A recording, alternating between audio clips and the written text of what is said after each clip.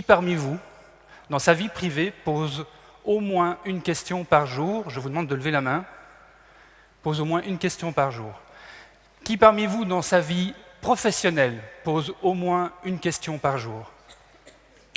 C'est évident, poser des questions est un acte quotidien. C'est un acte quotidien et cependant, vous et moi, nous posons systématiquement les mêmes types de questions, qui ne représentent que 15% des possibilités des questions. Pourquoi? Parce que quand on pose des questions, on veut surtout obtenir des informations qui confirment notre vision du monde, qui confirment notre perception de la situation, qui confirment en fait notre carte du monde. D'ailleurs, si quelqu'un fait quelque chose d'un petit peu... On va lui poser « Mais pourquoi tu fais ça? Mais qu'est-ce qui te prend? On est quand même à la Sorbonne !» Et c'est à lui de se justifier, de s'expliquer, parce que nous voulons le comprendre. Comprendre, ça vient du latin « comprendere », saisir avec intelligence, pour ramener dans un tout cohérent. Nous voulons comprendre ce qu'il fait dans notre carte du monde. C'est parce que nous voulons comprendre que nous limitons nos questions seulement à 10 à 15% des questions possibles. Et moi, aujourd'hui, je voudrais surtout vous parler des 80% des autres questions, de leur richesse, de la nécessité de les utiliser. Je voudrais aussi vous parler de la questiologie, l'art et la science de poser des questions. Il existe une technique pour multiplier vos questions. Alors le premier qui a compris il y a bien longtemps la nécessité de multiplier ou de changer les questions, c'est Socrate. Socrate, lui, il offrait les questions comme on offre un cadeau. Et si un de ses disciples se plaint d'injustice, c'est injuste. Socrate, plutôt que lui demander « Pourquoi tu te plains d'injustice ?» Avouez que ça ne fait pas beaucoup avancer le débat. Il va lui demander « Quelle hypothèse fais-tu pour conclure à une injustice ?» Vous voyez comme l'intérêt de la réponse change de camp. Cette fois-ci, c'est le disciple qui regarde comment il fonctionne. En offrant cette question, Socrate permet au disciple de penser sur sa façon de penser. Ça, c'est la définition de réfléchir. Et en plus, il lui propose de découvrir ce qui fabrique sa carte du monde. Faire émerger et faire sortir, c'est la signification étymologique de éduquer. Socrate, son objectif en posant des questions, c'était de faire réfléchir pour éduquer les jeunes disciples. Son idée était remarquable et Aristote, un autre philosophe, construit le premier lycée à Athènes sur ce principe. Poser des questions pour faire réfléchir afin d'éduquer. Alors où en est-on aujourd'hui dans le lycée du XXIe siècle, celui qu'il y a chez nous en France? Les questions sont abondamment utilisées, mais surtout pour évaluer l'élève, qui doit alors restituer ce qu'on lui a enseigné. Dans ce cas-là, on pose une question en attendant une seule réponse, qu'on connaît par avance d'ailleurs. Ça, c'est la définition de l'interrogation. Instruire et ensuite interroger, c'est aujourd'hui le lycée du XXIe siècle. Très très différent du projet de Socrate. Mais c'est ce que nous avons appris. Et donc quand nous posons des questions pour interroger ce qui se passe autour de nous, histoire de vérifier et de consolider notre carte du monde. Alors vous me direz, tout ça fonctionne très bien, alors pourquoi poser d'autres questions? À quoi ça peut servir?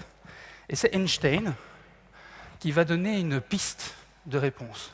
Lui, il dit, si j'ai 1 heure pour résoudre un problème dont ma vie dépend, je vais passer les 55 premières minutes à chercher la meilleure question à se poser.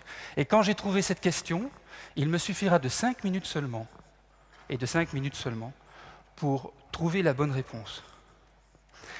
C'est magnifique ce message parce que Einstein nous explique ce qui a fait le génie de ses recherches.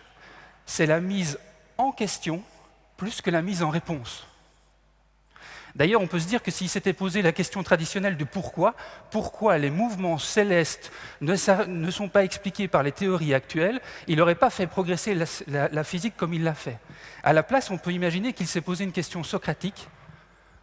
Quelle hypothèse fait-on dans nos théories actuelles pour expliquer les mouvements célestes? Et là, révolutionnaire, il propose de changer les hypothèses. Il va proposer que le temps et l'espace ne soient pas constants. que le temps et l'espace ne soient pas constants. Révolutionnaire comme idée. Mais en faisant ça, il change la carte du monde de la physique et il permet des innovations incroyables en physique. Alors vous voyez, poser des questions, c'est capital, et la technique pour poser des questions, la questionologie, pour la comprendre, il suffit de se mettre dans la peau de celui à qui vous posez la question. Quel que soit l'objet de la question, vous allez d'abord lui proposer de prendre une certaine posture. Une posture, c'est que quand vous lui posez une question, vous lui invitez à répondre soit en tant qu'acteur, il fait quelque chose, soit en tant qu'observateur, il voit ce qui se passe, soit vous allez l'inviter à réfléchir à ce qu'il ressent, ou encore à prendre du recul par rapport à la situation. Première façon de varier les questions. Deuxième façon, c'est le geste mental. Quand vous posez une question à quelqu'un, vous l'invitez à un geste mental spécifique. Pour comprendre les gestes mentaux, il faut faire un parallèle avec les gestes physiques. Si vous sautez dans un ballon, ou vous frappez avec une raquette de tennis, vous n'utilisez pas les mêmes muscles et vous n'obtenez pas les mêmes effets. C'est logique. De la même manière, si je vous demande de résumer une situation, vous allez utiliser des zones corticales différentes que si je vous demande d'analyser une situation. Ce ne sont pas les mêmes neurones qui travaillent, ce ne sont pas les mêmes connexions. Alors pour mieux comprendre comment fonctionne la questionologie, je vous propose ici une vidéo d'un coaching d'adolescents.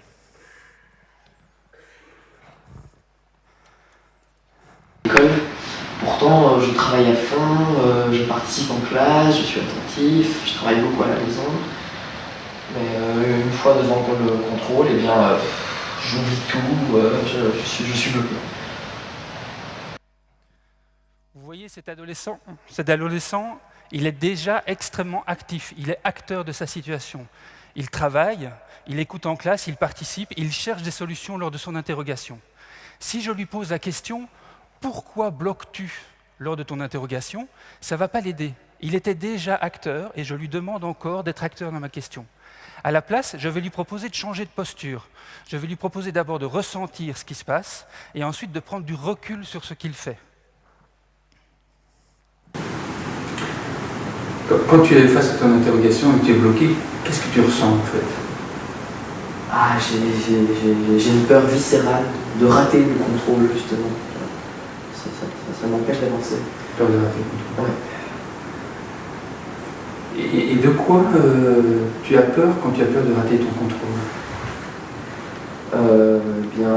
Si j'ai des mauvaises notes, je pense que ça m'empêchera de choisir ce que je veux faire plus tard. Vous voyez, juste en changeant les postures, cet adolescent peut prendre conscience de sa carte du monde, simplement. Et remarquez aussi que la question qui lui permet de prendre du recul n'est pas difficile à fabriquer. Ce n'est pas une grammaire incroyablement difficile. Il a suffi de doubler le verbe. De quoi as-tu peur quand tu as peur de rater ton interrogation? Et hop, il se rend compte que l'enjeu de son interrogation, c'est en fait de pouvoir choisir sa carrière. Prise de recul en doublant le verbe, vous pouvez essayer avec n'importe quel verbe, ça fonctionne. Alors une fois qu'on a fait ça, il a une prise de conscience de sa carte du monde, il s'agit maintenant de lui offrir des opportunités, des pistes, de nouvelles pistes. Et pour ça, il faut proposer des gestes mentaux différents.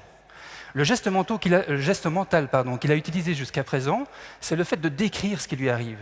Là, je vais lui proposer un geste mental où on va faire un rapprochement entre deux éléments différents. D'accord, ça veut dire que rater un contrôle, ça t'empêche de choisir ce que tu veux faire plus tard? Bah non, c'est pas juste pour un contrôle que je vais être bloqué dans le choix d'option ou l'autre. Ben non, c'est aussi simple que ça. Une fois que je vais proposer ce geste mental-là, je vais lui encore proposer un autre qui, celui-ci, va le projeter dans une situation. D'accord. Au pire, alors qu'est-ce que ça voudrait pouvoir dire de rater une interrogation? Je devrais simplement la refaire, être rigoureux, voilà, faire attention, rien de plus.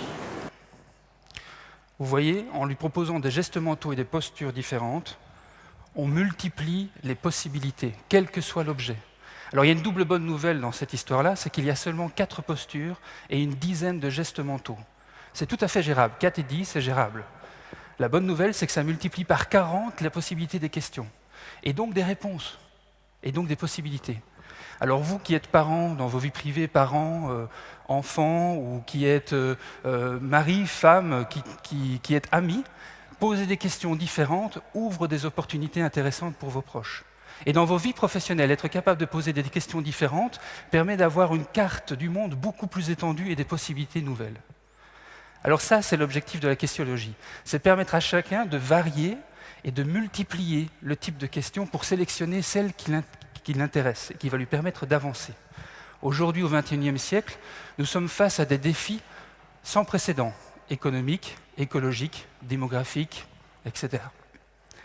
Comme Einstein nous invite, il va falloir répondre à ces défis, non pas en cherchant des réponses immédiatement, mais en posant de nouvelles, bonnes questions. Nous avons besoin pour notre avenir de leaders qui soient capables de poser de meilleures questions. Et c'est là l'objectif de la questiologie.